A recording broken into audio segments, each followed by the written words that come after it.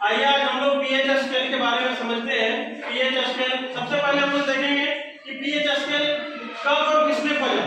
तो pH scale 1909 में किसने खोजा था? सोरेनसन ने खोजा था।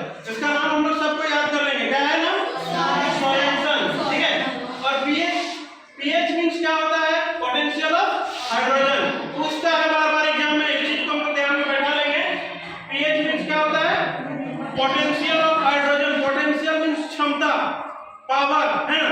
Power of hydrogen. The strength of an acid और base is measured on a scale of number called the pH scale. होता है किसी भी सब्सटेंस का उसका एसिडिक नेचर, बेसिक नेचर एक स्केल के द्वारा नंबर में मापा जाता है, उसी को हम लोग क्या बोलते हैं? पीएच स्केल बोलते हैं। पीएच स्केल के बारे में हम लोग समझेंगे।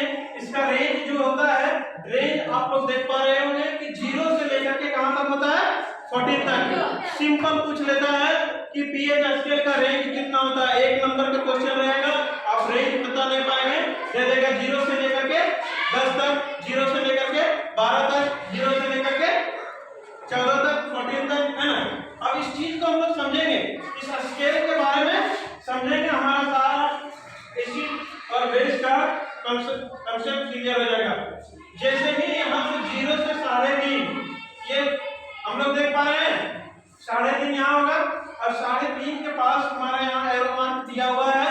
ये स्ट्रेंथ क्या होता है?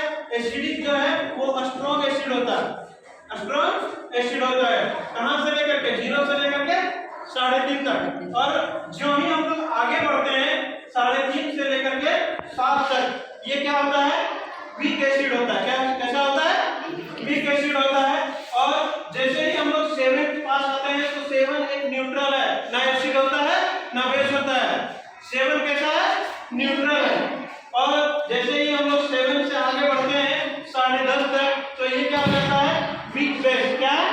Weak base. फिर 10.5 से लेकर के 14 तक जाएंगे तो क्या कहलाएगा वो? Strong base. ठीक है।